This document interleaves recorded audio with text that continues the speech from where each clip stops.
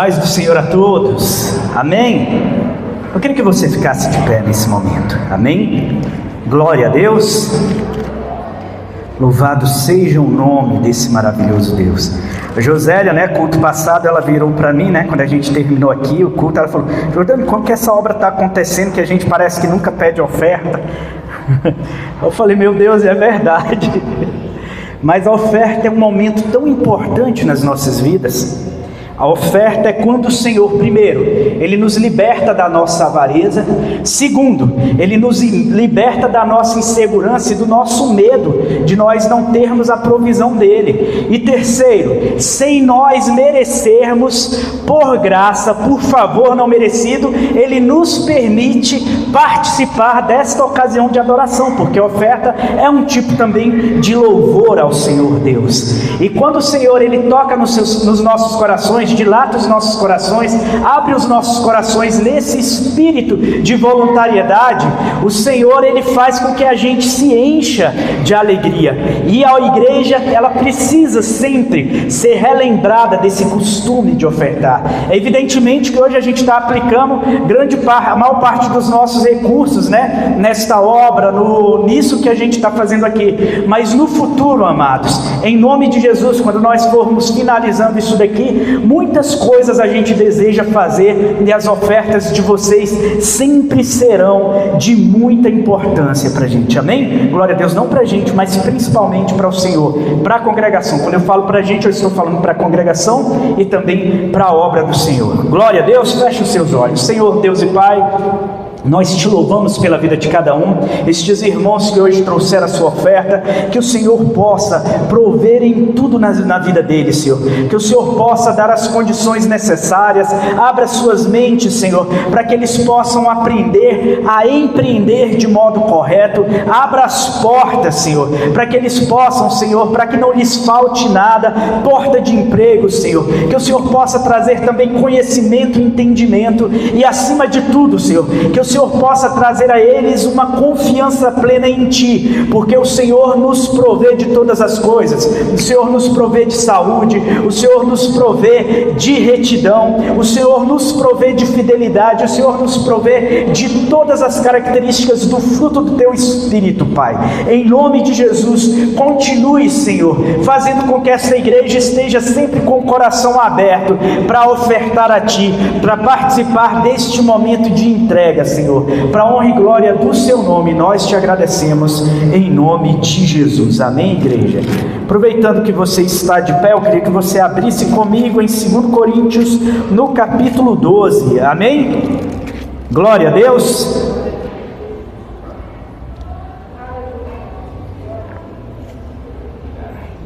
Quem está feliz com Jesus aí? Levanta sua mão assim, aplauda ao Senhor nessa noite. Glória a Deus. Aplauda com vontade, gente. Aplauda ao Senhor.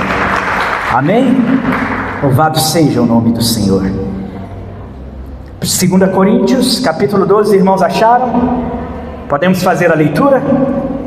A partir do verso 1.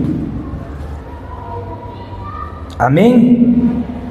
Em verdade que não convém gloriar-me, mas eu passarei as visões e revelações do Senhor. Eu conheço um homem em Cristo que há 14 anos, se no corpo não sei, se fora do corpo não sei, Deus o sabe, foi arrebatado ao terceiro céu.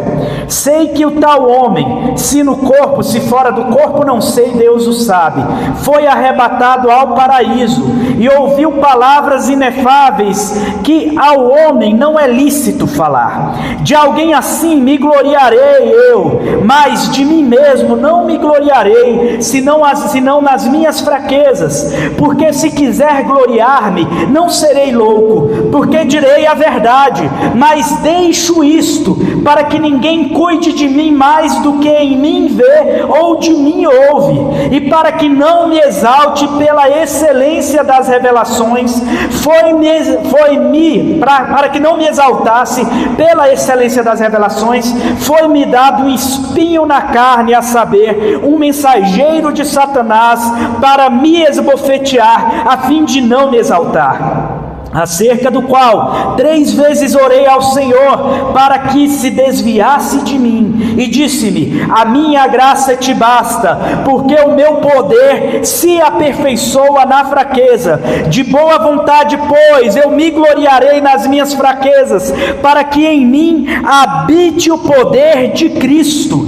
Por isso, sinto prazer nas fraquezas, nas injúrias, nas necessidades, nas perseguições, nas angústias por amor de Cristo, porque quando estou fraco, então sou forte.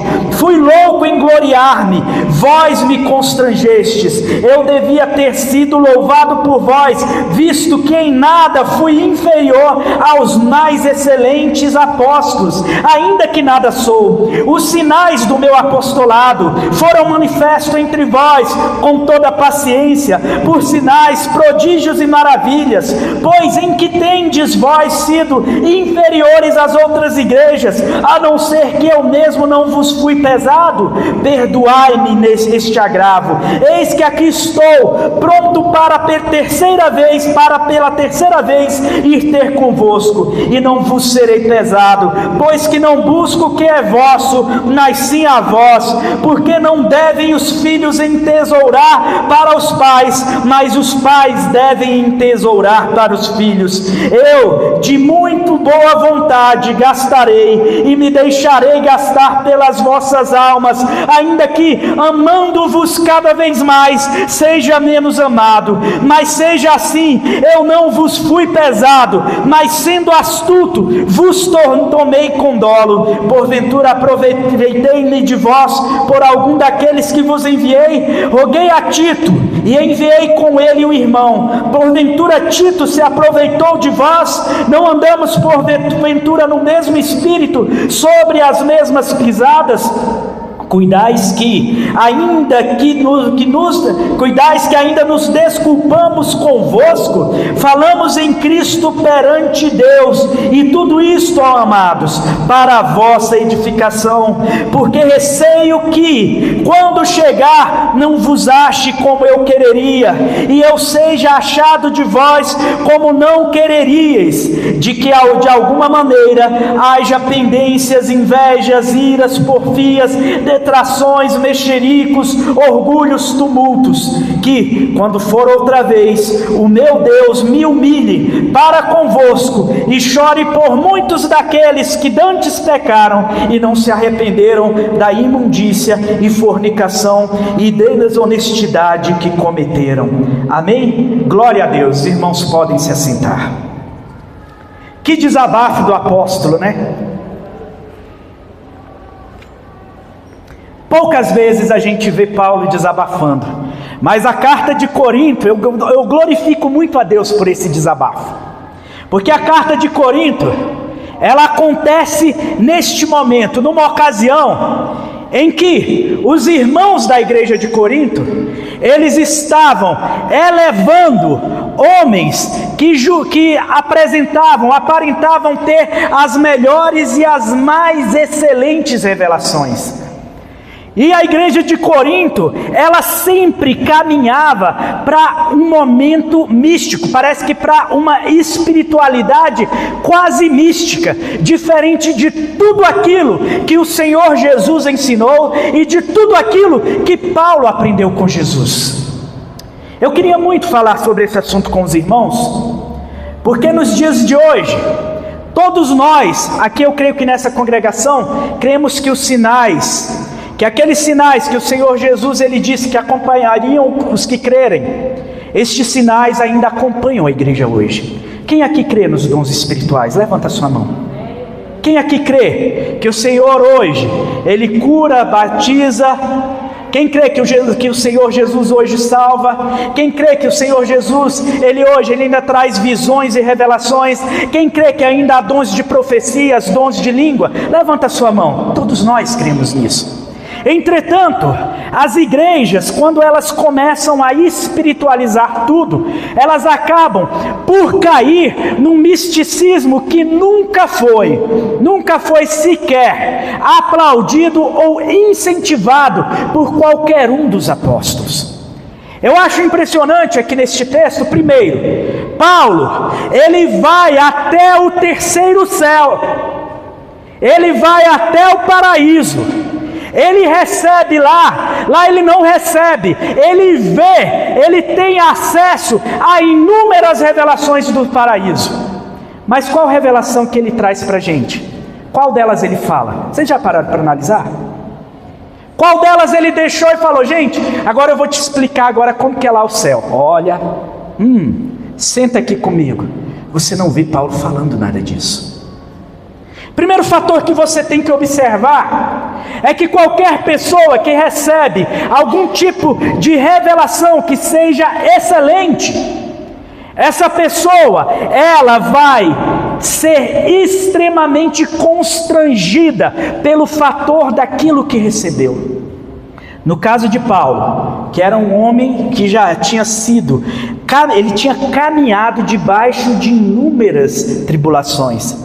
Ele diz que aqui que em Damasco, por exemplo, um pouquinho antes, ele vai dizer que em Damasco, para ele conseguir escapar dos seus perseguidores, eles descem ele pelos muros de Damasco num cesto, para ele conseguir fugir ileso.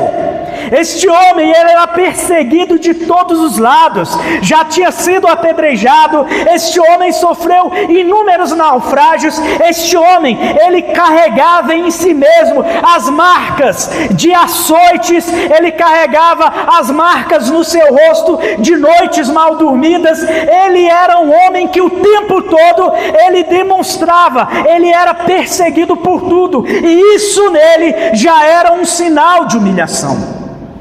E sendo um homem extremamente humilde, depois que ele recebe essas revelações, como consequência, como brinde que veio com estas revelações, um espírito maligno, um mensageiro de Satanás, o esbofeteava.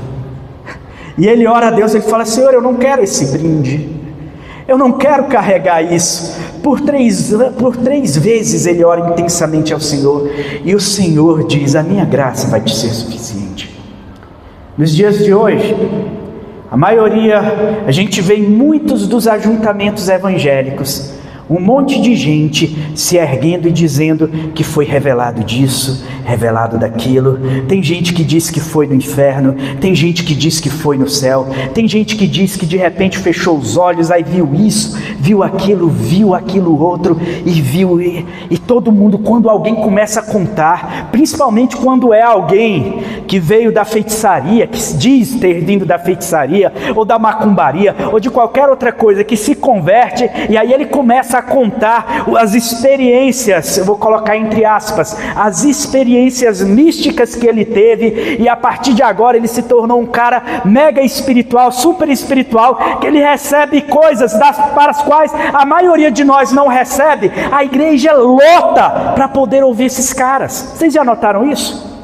Quando aparece aquela irmãzinha que eles dizem ter o dom de profecia, que é do sapato de fogo, que é assim, daquele jeito, e que diz que revela isso, revela aquilo outro, parece que todo mundo começa a se unir em volta daquela irmã, tal como o pessoal se unia antigamente no telefone para falar com a mãe de Ná. Isso é uma realidade dos crentes. E sabe o que acontece muitas das vezes? Eu ainda comentava isso com meu cunhado, ele ainda falava que eu dizia o seguinte: observe qual é, que tipo de sentimento que normalmente nasce nos nossos corações quando nós estamos diante desses irmãos, que eles são detentores das mais excelentes revelações. Normalmente a gente se sente menos crente, a gente fala: será que Deus não quer nada comigo? Deus nunca me mostrou nada. Eu lembro que eu era criança, e a igreja, a Assembleia de Deus, ela sempre foi inundada por esse tipo de misticismo, desde que eu era criança. Eu lembro que eles colocavam de vez em quando, lembro uma fita que meu avô colocava lá da revelação do irmão Adão, que ele tinha ido no inferno e via lá umas caveirinhas com os olhos tudo esbugaiado, na cabeça do menino ali, criança com 7, 8 anos, era um filme de terror, era a hora do espanto, a hora do pesadelo para a cabeça do menino.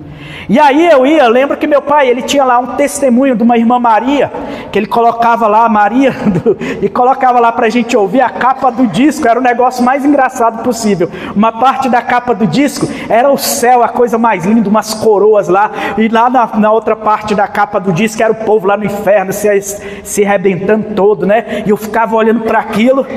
Acho que o Jades também era um inundado de medo, né, Jades? Olhar para aquela capa. Eu falava, meu Deus do céu.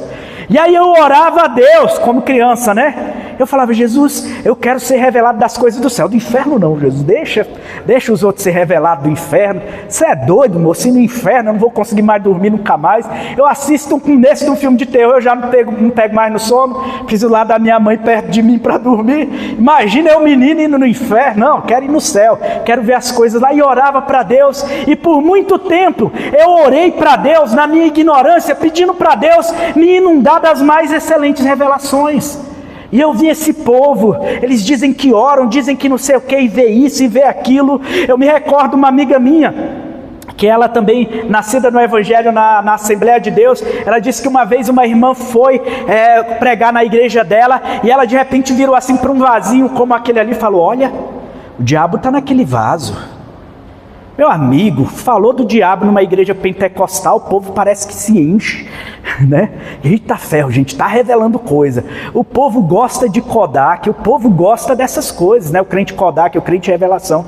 Não, porque aquela planta é de mentira, e o diabo é que é o pai da mentira. Gente, meu Deus, debaixo dessa necessidade das muito excelentes revelações, normalmente os crentes que são verdadeiros ainda se sentem diminuídos.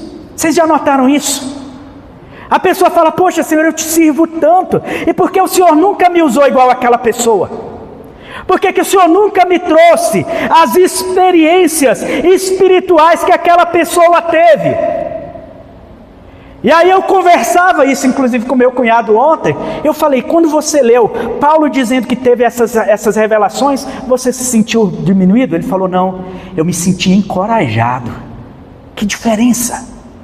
Esse é um dos pontos que a igreja tem que observar. Em dias onde tem gente falando de revelação o tempo todo, tem gente tendo revelação sobre a teoria da conspiração na internet, que faz os crentes todos ficarem o tempo todo vendo vídeos, podcasts de teoria da conspiração. Tem gente que começa a falar, não, olha só, vai acontecer isso, os Illuminati já tomaram conta, os Illuminati já descobriram, já decidiram quem que vai ser o anticristo, e vai ser dessa forma, o anticristo vai ser o filho do Trump, ou então vai ser o irmão da dona Chiquinha, e alguma coisa vai acontecer. Igreja do Senhor, nós não precisamos disso. Paulo estava tratando desse tipo de questão na igreja.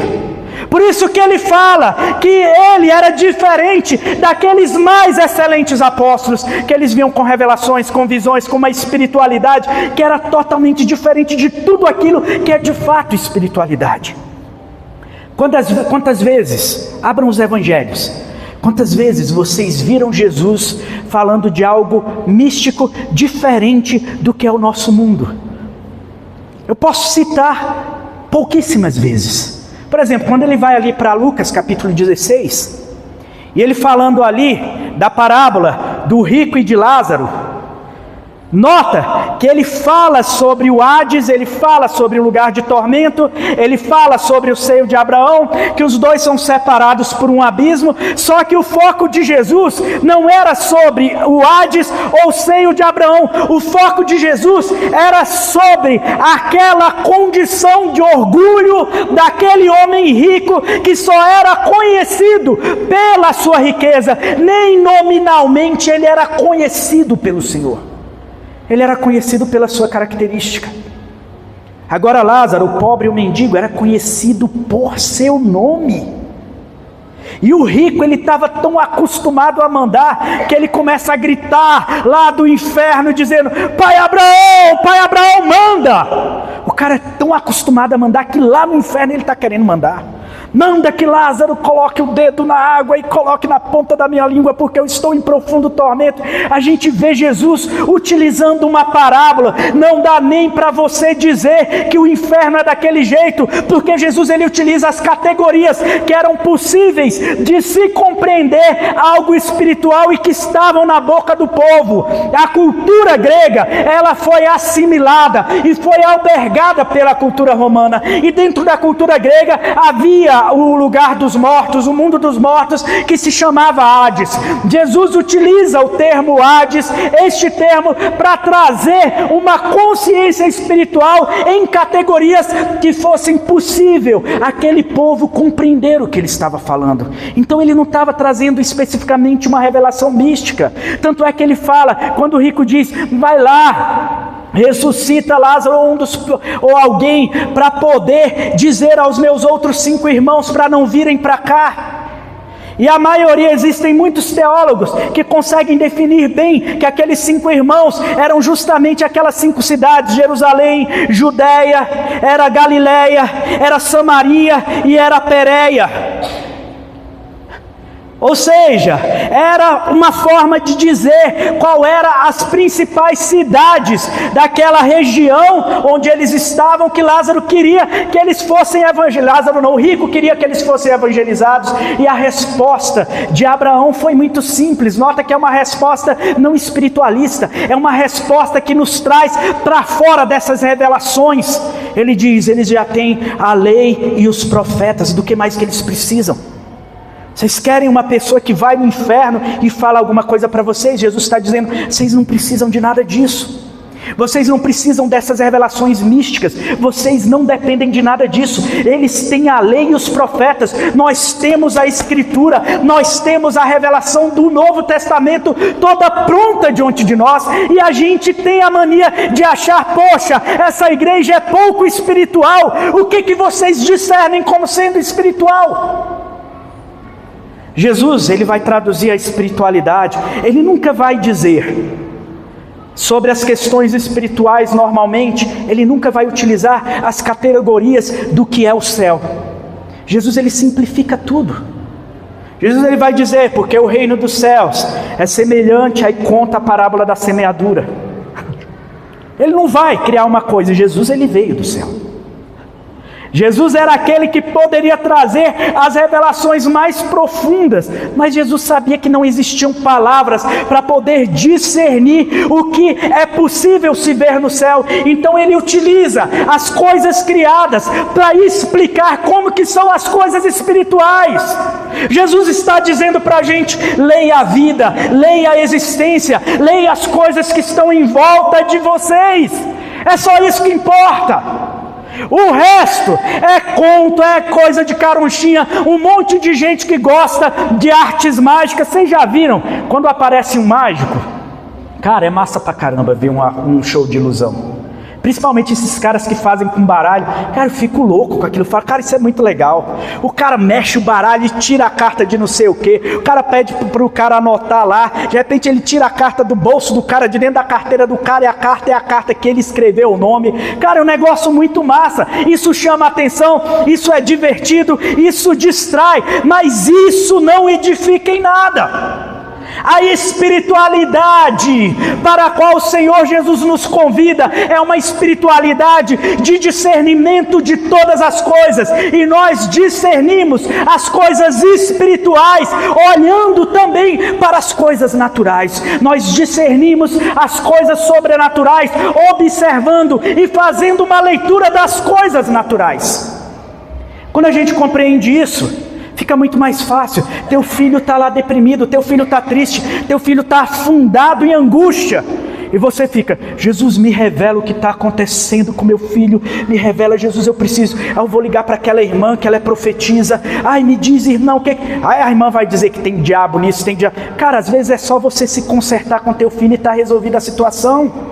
Às vezes é só você aprender a tratar melhor a tua esposa ou teu marido e já está resolvida a situação. É nessa simplicidade que as coisas espirituais acontecem. Fora disso, gente, é invenção. Jesus ele vai falar do reino espiritual, ele utiliza um matrimônio, ele utiliza, e aí vem o noivo, ele utiliza a simbologia de uma lamparina, ele utiliza a simbologia de uma casa edificada sobre um monte, ele utiliza várias simbologias da vida natural para ele explicar a espiritualidade. Ou então, Jesus teria dito para a gente: olha, eu vou agora revelar as ciências ocultas. Qualquer outra coisa, a gente começa a colocar um pé no ocultismo. E a igreja não entende isso. O inimigo ele adentrou na igreja por meio do pentecostalismo e do neopentecostalismo, se aproveitando dessa vulnerabilidade de uma igreja que deseja as mais excelentes revelações e não entende que já está diante dela. Não entende que já está disponível para ela. Quando a gente vai compreendendo essas coisas, a gente sai da meninice, a gente amadurece. Havia um homem que ele ficava na região de Samaria, que ele era chamado de o poder de Deus. O nome dele era Simão o Mágico. Cara, o cara apresentava, o que o cara apresentava ali, eu posso até imaginar. Pensem que desde o passado, nas artes ocultas, muitos homens se valiam destas artes do ilusionismo para poder enganar as pessoas. Na época de Moisés foi assim. Os sacerdotes de Faraó, eles conseguiam por meio de ilusão fazer com que um cabo de madeira virasse uma cobra. Moisés não, era por meio do agir sobrenatural de Deus que aquilo se convertia em cobra, engolia a cobra do outro e tudo acontecia. Nota que o que acontecia de sobrenatural era de fato sobrenatural, nunca na Escritura foi baseado em ilusões. E principalmente quando nós entramos na época escatológica, nós caminhamos para os últimos dias. Aquele negócio que toda irmãzinha crente fala, né? Nossa, são os últimos dias, Jesus está voltando, mas é verdade mesmo. Não é que ela está inventando não, olha, Jesus está voltando, olha o que está acontecendo ali. Isso é Jesus voltando, mas é verdade, Jesus em qualquer momento está voltando. Nós estamos vivendo o momento escatológico da raça humana. Desde que o homem, ele cai, ele começa a caminhar para a sua escatologia pessoal, para o seu apocalipse pessoal, e nós não precisamos de outras revelações, por mais que pareçam legais para a gente, por mais que pareçam nos animar. Às vezes, dentro disso, esse estado de vulnerabilidade pela necessidade de novas revelações faz com que muitos crentes, eles deixem a fé e comecem a caminhar, por exemplo, para o espiritismo. O espiritismo, por exemplo, ele se aproveita dessas vulnerabilidades. A pessoa perdeu o filho e ela está morrendo de saudade do seu filho. E não há nada mais legítimo do que a saudade. E o que o espírita vai fazer? Ele vai chegar ali, ele seja por uma revelação satânica, ocultista, ou seja por uma percepção intuitiva, onde ele consegue psicologicamente fazer uma leitura melhor da pessoa, porque eu estou falando de algo que alguns humanos conseguem ter uma habilidade melhor de fazer uma leitura do outro, seja por meio de algo demoníaco, seja por meio de uma leitura que ele faz do outro, ele começa a dizer coisas que a pessoa diz: são as características do meu filho. É igual ao horóscopo. Quem leu o horóscopo aqui já? Eu já li o horóscopo. Entendeu? Todo mundo já leu aqui, gente. Eu acho que a maioria de vocês. Vocês estão tímidos. Entendeu? O horóscopo é impressionante, né? Os caras colocam ali uns negócios tão legais. Aí você fala: cara, sou eu escritinho isso daqui. E só a parte boa, né? Quando é a parte ruim, é a parte ruim falando de uma parte boa. É dizendo o seguinte: você vai ser enganado essa semana, uma pessoa vai te trair, mas vai te trair porque você é bom demais. Você fala: tá vendo? Eu estou sendo bom demais. Você fala: cara, de acordo, é direitinho a minha vida. Leu a minha vida perfeitamente aqui, cara. Isso me engana demais as pessoas. É igual profecia. Essas profetadas que estão acontecendo hoje em dia, a irmã está lá no meio dos jovens e fala: olha, Deus me revela que tem alguém aqui que teve uns pensamentos errados aí. Meu filho, acho que a igreja toda pode levantar a mão para vir pedir perdão. Uma profecia dessa é facinha demais. Tem gente que até ensina. Uma vez eu vi um cara, ele com chacota, ele ensinando a profecia, como que ela pode ser feita. Quando você falar como profeta de Deus, você não utiliza A terceira pessoa, você não fala, Deus te mandou dizer, você já fala assim, eis que te digo. Meu amigo falou um eis que te digo, a igreja toda se arrepia, o povo começa a dançar, lambada para um lado, para aquele outro. Tudo isso acontece, mas isso não são revelações espirituais. As revelações espirituais nascem de uma leitura da realidade, de uma leitura do óbvio. Isso que Jesus está ensinando o tempo todo. Ele fala em parábolas, utilizando as coisas naturais para explicar para os seus discípulos. Quando ele termina de dizer, seus discípulos falam, Jesus, a gente não entendeu nada. Ele fala, meu Deus do céu, se eu falando as coisas naturais, os caras não entendem. Imagina se eu começasse a dizer, olha, lá no céu, gente, a tecnologia é assim, assim, assim. Tem um negócio que eles inventaram assim, assim, assim. Tu fala, cara, como é que é isso? Os caras até hoje o pessoal está pensando o que é a carruagem de fogo, como que foi isso, que significado tem isso? Ah, isso era uma nave espacial, isso era outra coisa, isso era aquilo outro. Até hoje não conseguiram discernir, porque quando você adentra em um templo, em algum lugar que é diferente de tudo aquilo que a gente já viu, fica difícil exprimir isso em palavras. Jesus ele vem simplificando tudo. A espiritualidade ela se firma, por exemplo, aquele que furtava, que não furte mais, mas que trabalhe, porque é digno você comer do esforço das tuas mãos. Olha que lindo isso! Para que algo mais do que isso? O cara está lá falando, meu Deus do céu, o que eu faço agora? Antes eu era o pior bandido do Gama, agora eu me converti, como que eu vou sustentar a minha família? Senhor, eu preciso de uma revelação. Aquele que furtava, que não furte mais, mas que trabalhe. Fala, é isso, não é possível. Não, cara, não, isso não é suficiente para mim, eu preciso de uma palavra de Deus diferente, eu preciso de uma revelação igual esses coaches. Agora eu descobri um caminho, com poucos cliques você vai fazer tantos vídeos por semana e você vai ficar milionário. Que revelação maravilhosa, né, gente? Todo mundo quer esse tipo de revelação. Vocês estão pagando curso atrás de curso, atrás dessas revelações.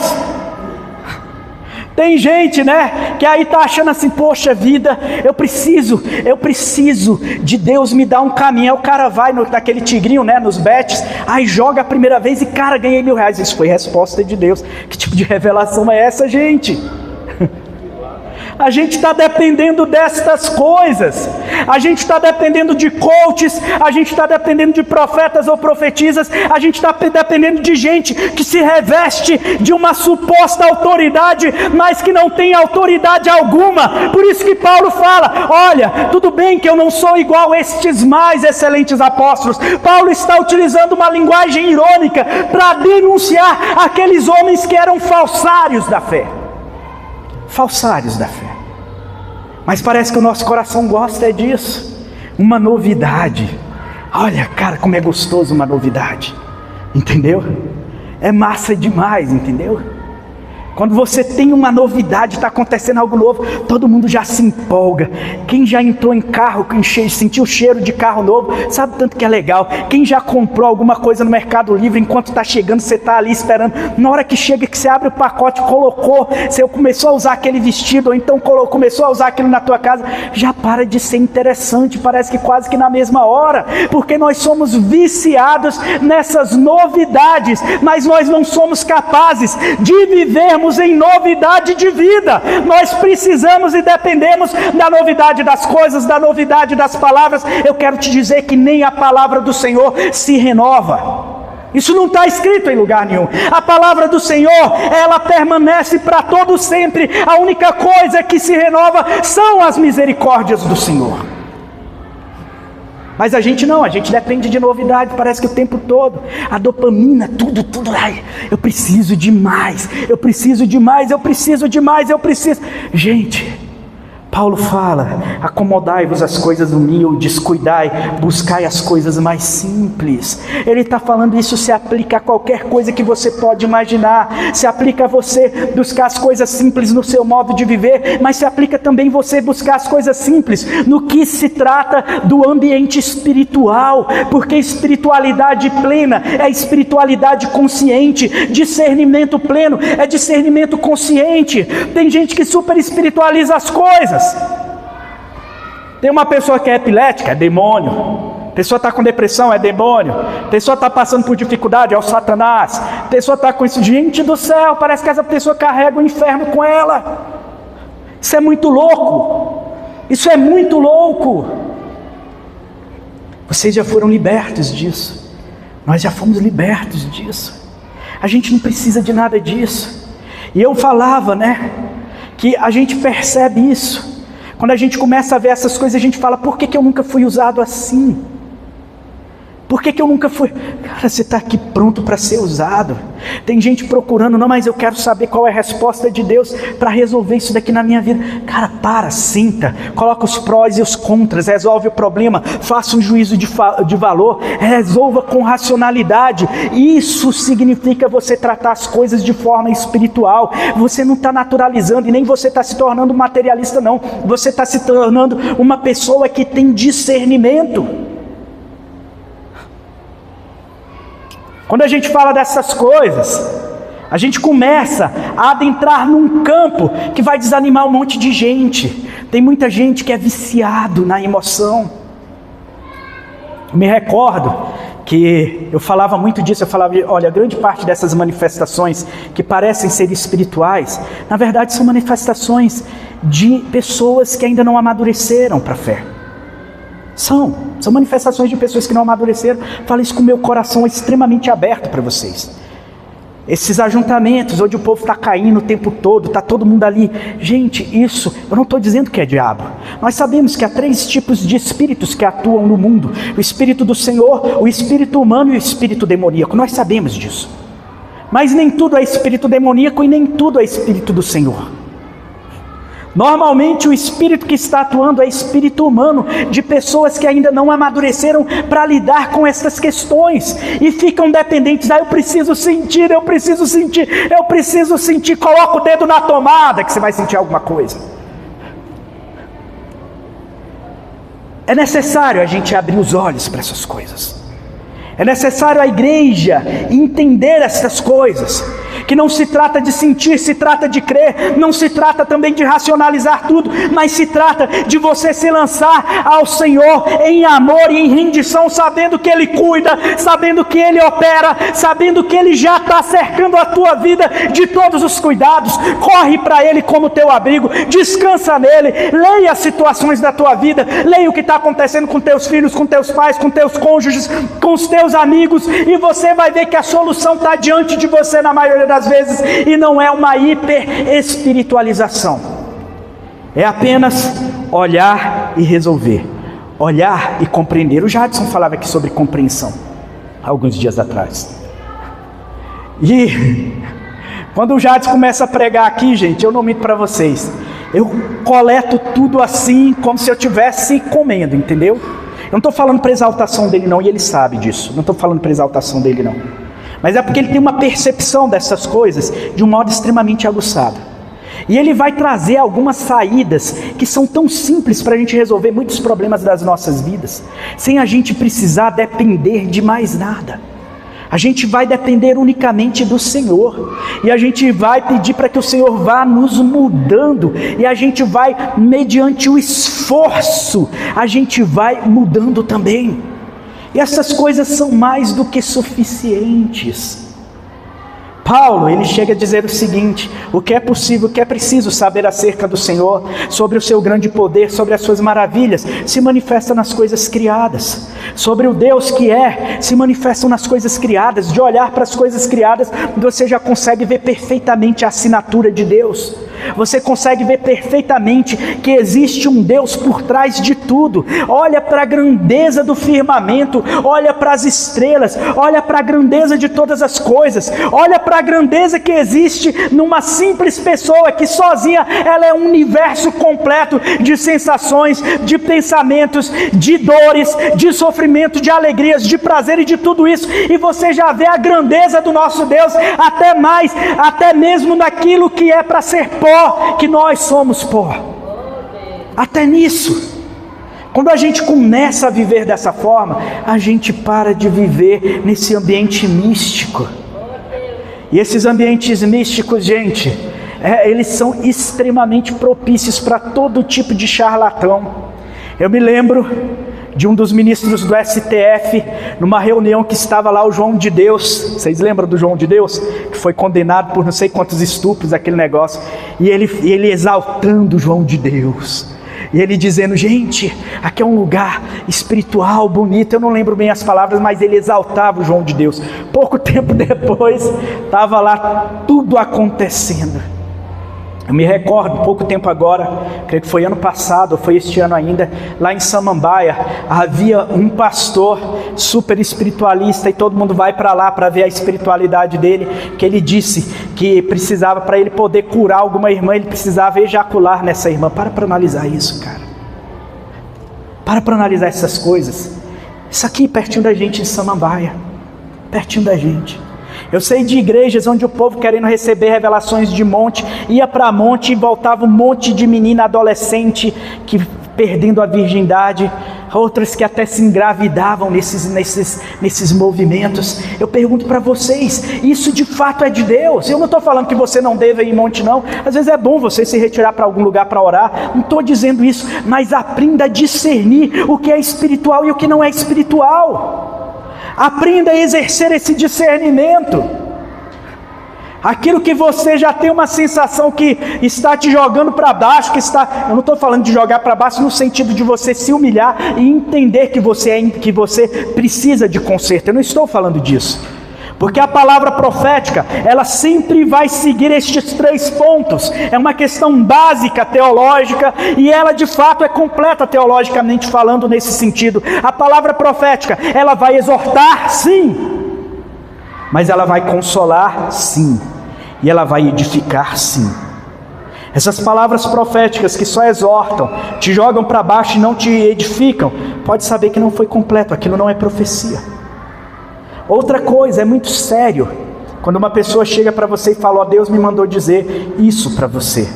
Cara, os crentes precisam aprender a lidar com isso de modo sério, porque a gente passa a desmascarar um monte de gente. Chegar uma pessoa para mim e falar, olha, Deus me mandou dizer isso. Fala, irmão, calma aí, com calma. Sabe por quê? Porque se Deus está te mandando dizer, Deus diz que vai acontecer isso não se suceder, você sabe qual é a pena para um falso profeta? Tudo bem que a gente não está no tempo dos Levíticos, mas você vai para o Pentateuco, falso profeta, você só esperava se cumprir. Se não se cumprisse, meu amigo, aquele cara era apedrejado até a morte. Para analisar o juízo de Deus, como vai ser muito mais pesado sobre aquele que vem dizer que Deus mostrou isso ou Deus mostrou aquilo. Nós temos que agir com muito temor e tremor, e como eu disse para vocês, eu não estou aqui querendo extinguir o Espírito, a chama do Espírito de dentro de vocês, não. O Senhor é o mesmo ontem, hoje e eternamente. O Senhor fala hoje, o Senhor Ele manifesta por meio da profecia hoje, o Senhor traz revelações hoje, o Senhor cura hoje, opera maravilhas hoje, tudo isso o Senhor faz hoje, mas nós precisamos sair desse ambiente de meninice.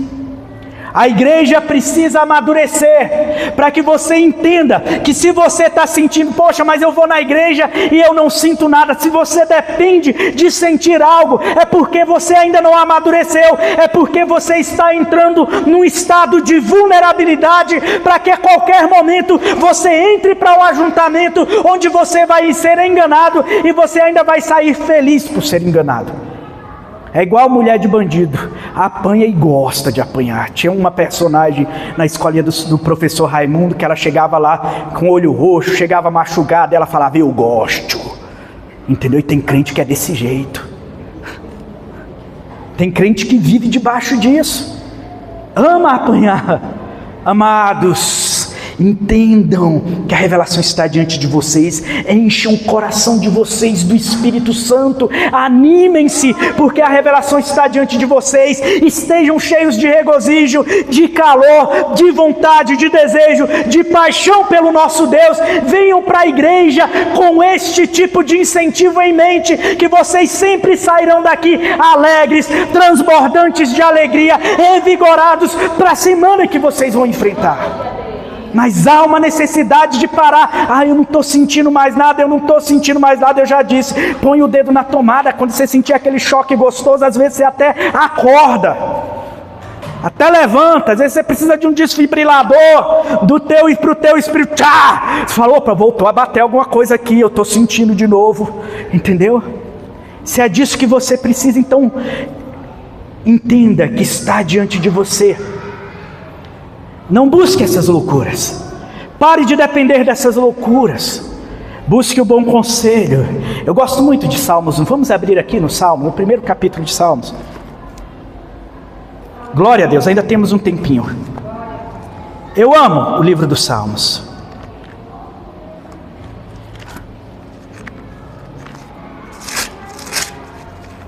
Olha o que a palavra nos diz aqui. Bem-aventurado o homem que não anda segundo o conselho dos ímpios. Tem muita gente ímpia aí, dizendo ser profeta, mas é perverso até o tutano. As suas vísceras e o seu interior é perverso, e tem gente se aconselhando com essas pessoas. Bem-aventurado o homem que não anda segundo o conselho dos ímpios, e nem se detém no caminho dos pecadores. Tem gente, o pior pecado que existe é o pecado da altivez, do orgulho. É o pecado que é o começo, é a gênese de todos os outros pecados. E todo espírito de falso profeta, de falsa profecia, todo espírito de um falso apóstolo, ele se baseia no orgulho e na altivez. Ele se baseia, você olha para ele e você percebe a altivez, você percebe a arrogância, você percebe o orgulho naquela pessoa. E tem gente que vive no caminho, se detém no caminho destes pecadores, no caminho de pessoas que convertem o seu orgulho, a sua arrogância, no seu estado de espírito normal. Igreja do Senhor, quem vai seguindo esse tipo de caminho, quando a misericórdia de Deus atua, sabe o que Deus faz? Deus te derruba daquele caminho, te humilha e frustra os teus sonhos diante daquele falso profeta. Isso porque Ele tem misericórdia de ti, porque se Ele não tiver misericórdia de você, Ele te abandona neste caminho, e você no futuro vai amargar o próprio inferno na presença dos santos anjos e do Cordeiro, porque mantinha na tua mente e nas tuas obras o sinal da besta. Isso é muito sério.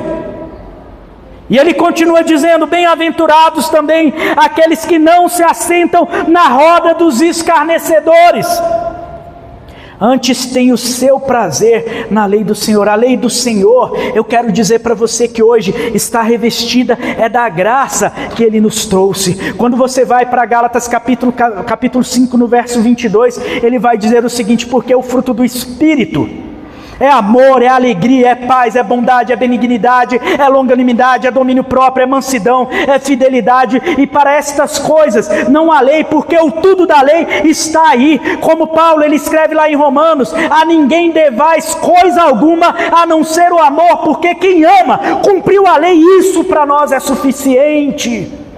Medita de noite e de dia na lei do Senhor, nessa lei onde eu me torno devedor de você no amor, onde você também se torna devedor de mim no amor, onde nós começamos a dever no amor uns aos outros, e nós passamos a considerar uns aos outros superiores a nós mesmos, tendo em nós o mesmo sentimento que houve também em Cristo, que sendo em forma de Deus, não usurpou ser igual a Deus, mas veio como homem, se tornou, foi obediente até a morte de cruz.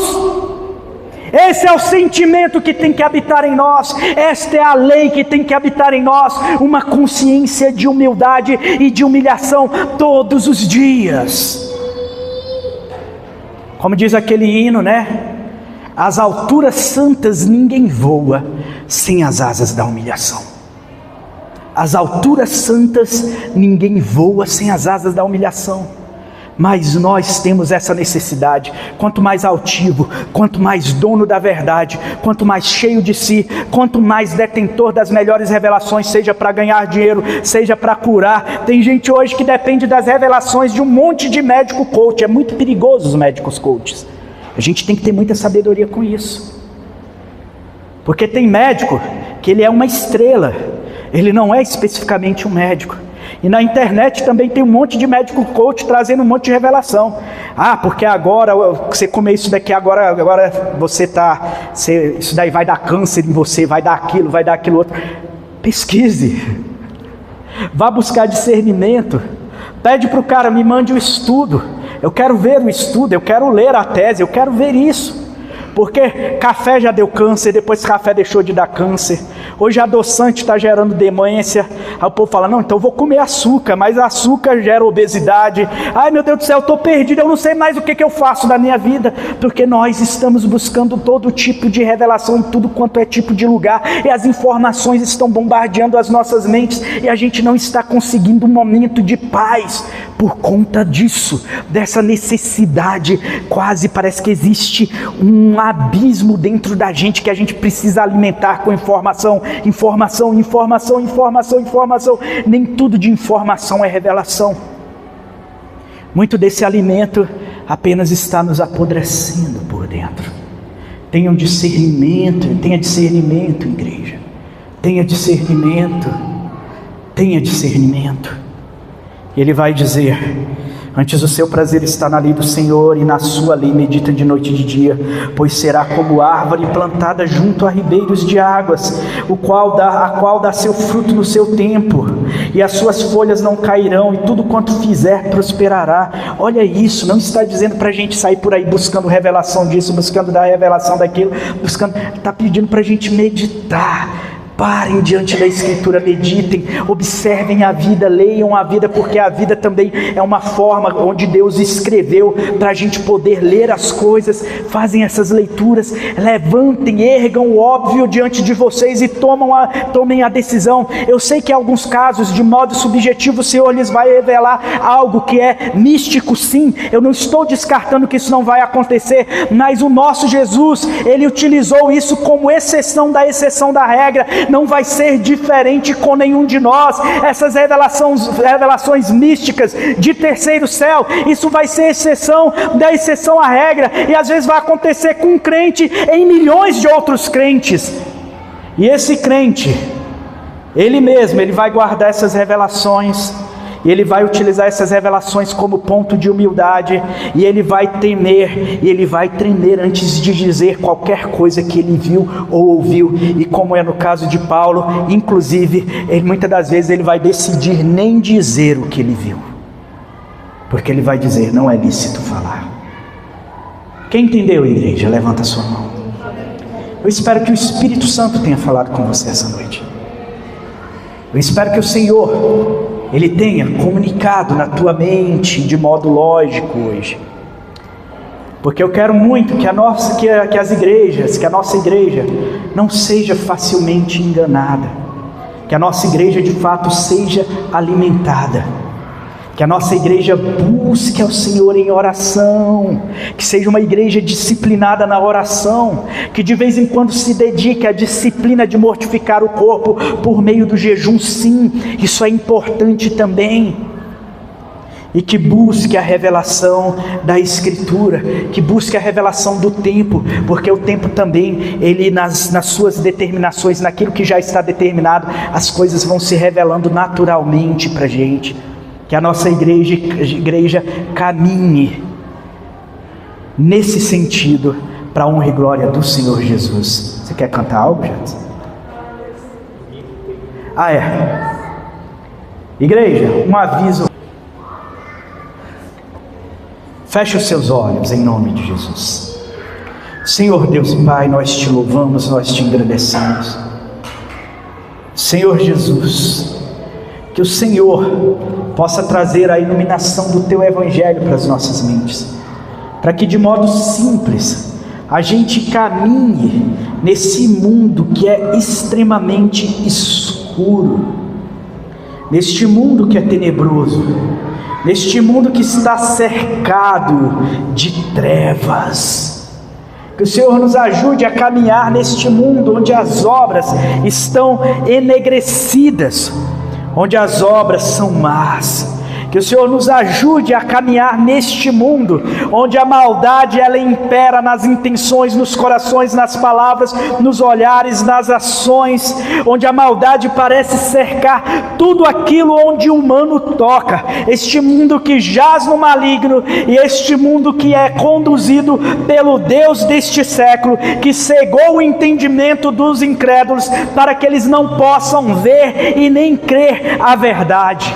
Senhor Jesus, que o Senhor nos livre de todo mal, que o Senhor possa cercar a nossa casa, cercar as nossas mentes, cercar as nossas almas, mais e mais de Ti, para a honra e glória do Teu nome, Senhor. Que nós, Senhor, quando estivermos diante de uma decisão difícil, que nós venhamos a correr, dobrar os nossos joelhos diante de Ti e pedir o Teu discernimento, e que nós possamos fazer uma leitura de todo o quadro, para que nós possamos achar a solução, e não achando a solução, que nós possamos colocar diante de Ti, porque as nossas ansiedades, as nossas angústias, as nossas dores, é só nós apresentarmos diante de Ti, porque o Senhor cuida de nós. Senhor Jesus, que o Senhor continue falando para a Tua igreja, que a Tua igreja, Senhor, diante do discernimento, não venha apagar, extinguir o Espírito de dentro deles, mas que eles continuem, Senhor, que cada um desta igreja continue cheio de Ti, Senhor. Em nome de Jesus, nós Te pedimos, dê-nos uma noite de paz, Senhor. Dê-nos uma semana de paz, Senhor. Leve-nos em paz para os nossos lares, Senhor. Proteja-nos, cerca as nossas famílias, Senhor. Livra-nos, Senhor, das mãos do homem perverso. Livra-nos, Senhor, das mãos, Senhor, do homem iracundo, Senhor. Encha-nos, reveste-nos, Senhor, do Teu Espírito e do fruto do Teu Espírito, em nome de Jesus. Amém, amém.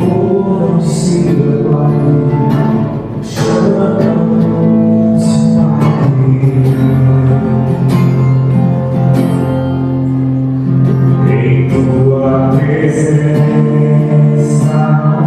Senhor Jesus,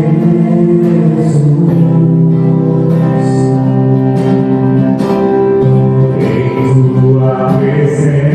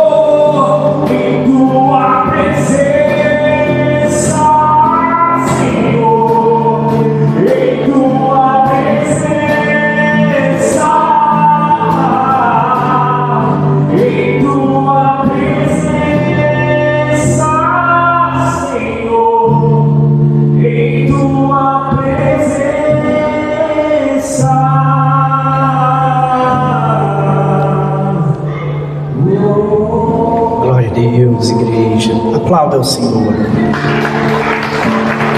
Glória a Deus. Faça assim com as suas mãos.